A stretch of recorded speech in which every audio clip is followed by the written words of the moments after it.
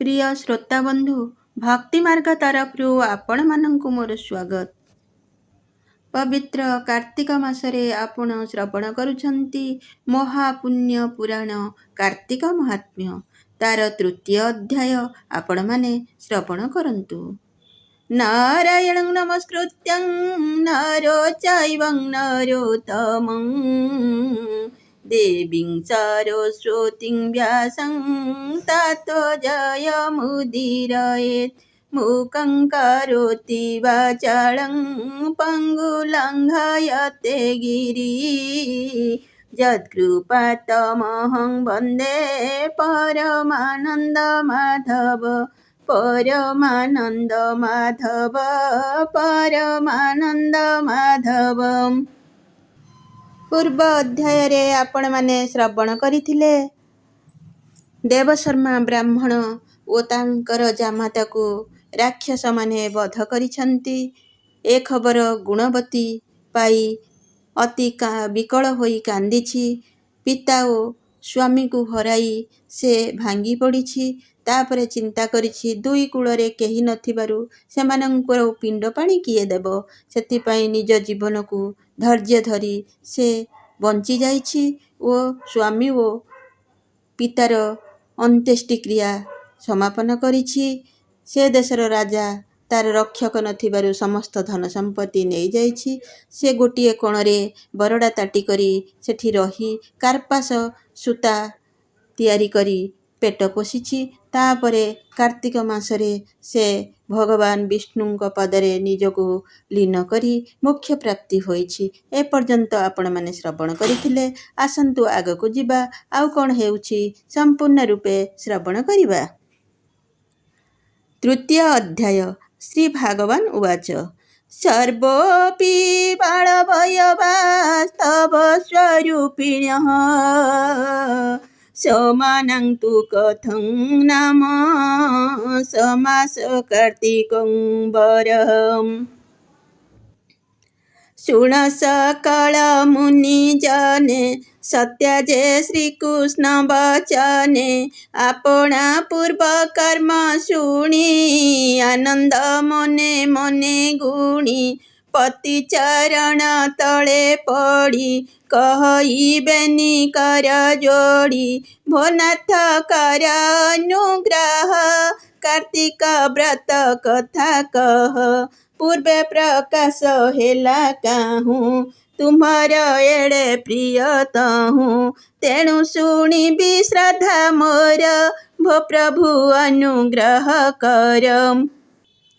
ସତ୍ୟବଚନେ ହୃଷିକେଶ କାର୍ତ୍ତିକ ମହିମା ବିଶେଷ କହନ୍ତି ପୂର୍ବ କଲା କୀର୍ତ୍ତି ବୋଲନ୍ତି ଶୁଣ ସତ୍ୟାସତୀ ପୂର୍ବେ ଯେ ପୃଥୁ ଦଣ୍ଡଧାରୀ ନାରଦ ପାଦେ ପୂଜା କରି ଏ ପ୍ରଶ୍ନ କରିଥିଲେ ତାଙ୍କୁ ସେ କହିଥିଲେ ନୃପତିଙ୍କୁ ତାହା କହୁଛି ଶୁଣ ଏବେ କାର୍ତ୍ତିକ ବ୍ରତର ପ୍ରସ୍ତାବେ। କଳ୍ପେ ଅନ୍ତରେ କୃତ ଯୁଗେ ଧରଣୀ କର୍ମ ଭୋଗା ଭୋଗେ ଅନନ୍ତ କୋଟି ଜୀବଜାତ ପାଳନେ ଦେବ ଦୈବତ ସଂସାରେ ହେଲେ ଅବତାର ସିନ୍ଧୁ ନନ୍ଦନ ଶଙ୍ଖାସୁର କର୍ମେ ଅସୁର ବୁଦ୍ଧି ଘେନି ବଳେ ଜିଣିଲା ଲୋକ ତିନି ବ୍ରହ୍ମାଦି ସୁର ସାଧ୍ୟ କରି ସର୍ବ ସମ୍ପଦ ଅର୍ଥ ହରି ବେଦ ପୁରାଣେ ଶାସ୍ତ୍ର ମୂଳେ ଜିଣି ଆଣିଲା ଭୁଜ ବଳେ ଗୁପତେ ରଖି ସିନ୍ଧୁ ମଧ୍ୟେ ନିତ୍ୟ ଐରି କୂଳ ସାଧେ ବେଦ ଉରଗ ଯକ୍ଷ ନର ସବୁଠି ଦେଲା ଦୁଃଖ ଘୋର ବେଦ ବିହୀନେ ମୁନି ଜନେ ହୋମ ନ କଲେ ହୁତାସନେ ହବି ନ ପାଇ ସୁର ଲୋକେ ବଞ୍ଚନ୍ତି ଦୁଃଖ ତିରେକେ ସଂସାର ନ ପାଳନ୍ତି ଭଲେ ଶସ୍ୟ ବିହୀନେ ଜନ୍ତୁ ମୋଲେ ତା ଦେଖି ଦେବ ପରମେଷ୍ଟି ବେଦ ବିହୁନେ ମନେ କଷ୍ଟି ସକଳ ସୁର ମୁନି ତୁଲେ ବୈକୁଣ୍ଠ ଭୁବନକୁ ଗଲେ ବିଷ୍ଣୁର ଯୋଗ ନିଦ୍ରା କାଳେ ସମସ୍ତେ ପାପ ଜବ ତଳେ ପାଦ ଉଦ୍ଧାରି ଶିର କର ସ୍ତୁତି କରଇ ବେଦବର ନମସ୍ତେ ପ୍ରଭୁ ବ୍ରହ୍ମ ରାଶି ଅଶେଷ ଗୁଣ ଗ୍ରାମବାସୀ ସକଳ ଲୋକ ପରେ ରହି ଭାବ ବିଚାରି ଭାବଗ୍ରାହୀ ତୁ ଅନ୍ତର୍ଗତ ବାର୍ତ୍ତା ଜାଣୁ ତୋତେ ଗୋଚର ସର୍ବ ତେଣୁ ଯେ ଜନ ମହାଭୟ ପାଇ ତୋର ଚରଣେ ଚିତ୍ତ ଦେଇ ଶରଣ ଯାନ୍ତି ତୋର ପାଦେ ତୁ ତାଙ୍କୁ ରଖୁ ଅପ୍ରମାଦେ ବିନାଶୁ ବିପଦ ବେଦନା ତେଣୁ ତୋ ନାମ ବଜ୍ରସେନା ତେଣୁ ସକଳ ଲୋକ ପାଳେ ଶରଣ ତୋ ପାଦ କମଳେ ପ୍ରସନ୍ନ ହୋଇ ଦୁଃଖ ଦେଖ ଘୋର ଅସୁର ଦଣ୍ଡୁ ରଖ ସାଗର ସୁତ ଶଙ୍ଖାସୁର ବଳେ ହରିଲା ବେଦ ମୋର ରଖିଲା ଦୁର୍ଗମ ଜଳଧି ତେଣୁ ସରିଲା ମୋର ବୁଦ୍ଧି ଆଉ ଉପାୟ କିଛି ନାହିଁ ତୋ ବିନୁ ଆହେ ଭାବଗ୍ରାହୀ ଆମ୍ଭ ଗୁହାରି କର୍ଣ୍ଣେ ଶୁଣ ଅସୁର ମାରି ବେଦ ଆଣ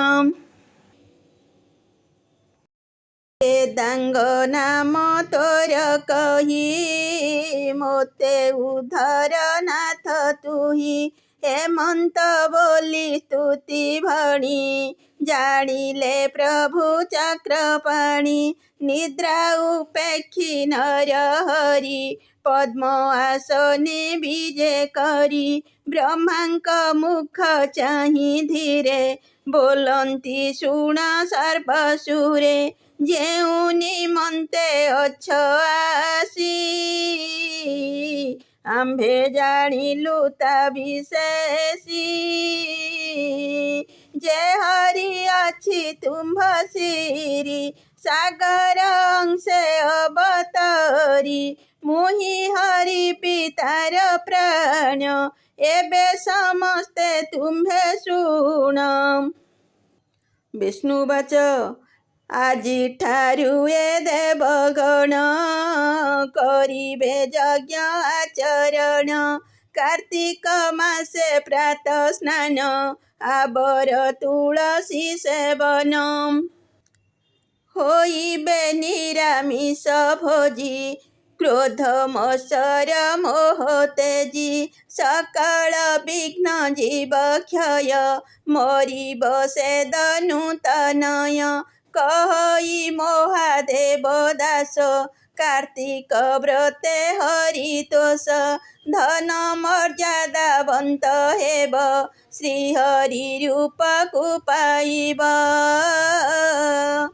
इति श्री पद्मपुराणे उत्तरखंडे कार्तिक महात्म्ये श्रीकृष्ण सत्यभामा संवादे शंखासुर बेदहरणी नाम तृतीय अध्याय बंधु माने आजि पई एतिकी पुणी साक्षात हेब आगामी अध्याय रे भीमस्यापि रणुभंग मुनिरपि मति भ्रम जदि शुद्धमशुद्ध वा मम दोष न विद्यते मम दोष न विद्यते मम दोष न विद्यते।